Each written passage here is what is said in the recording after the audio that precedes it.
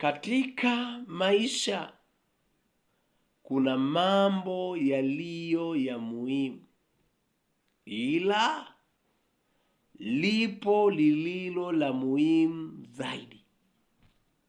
Katika maisha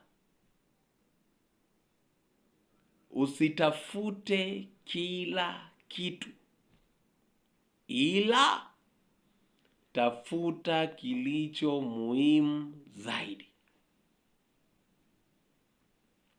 Litafute lililo muhimu zaidi. Mtafute Mungu zaidi. Katika Injili ya Mathayo sura ya 4 mstari wa 19, mstari huu unasomeka hivi: akawaambia, nifuateni nami nitawafanya kuwa wavuvi wa watu. Kuwa wavuvi wa watu. Wanafunzi wakashtuka. Wanafunzi hawakumuelewa mwalimu.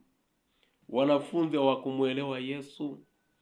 Kama ilivyo kawaida ya Petro, Petro akajitolea, akamuuliza mwalimu, yani Yesu Kristo alimuuliza swali hili, akamwambia, kwanza kabisa mwalimu, tumeacha vyote. Tumeacha kuvua huko, tumeacha nyavu zetu, tumekufuata wewe. Tutapata nini huko kwako? Tutapata kitu gani cha thamani? Walikuwa mwilini. Kumbuka wakati huo bado ujazo wa Roho Mtakatifu kwa kina Petro ulikuwa bado ndo kwanza washirika wachanga, wanafunzi wachanga. Yesu Kristo akawatazamisha, akajibu, akasema hivi,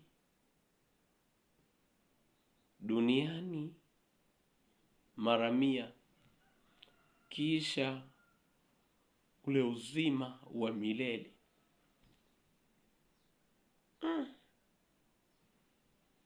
Kwa haraka kutambua jambo aliyokuwa anamaanisha Yesu, jambo muhimu liliokuwa ndani ya Yesu, jambo ambalo Yesu alikuwa analitazamisha, kwa haraka kutambua ilikuwa ni kazi.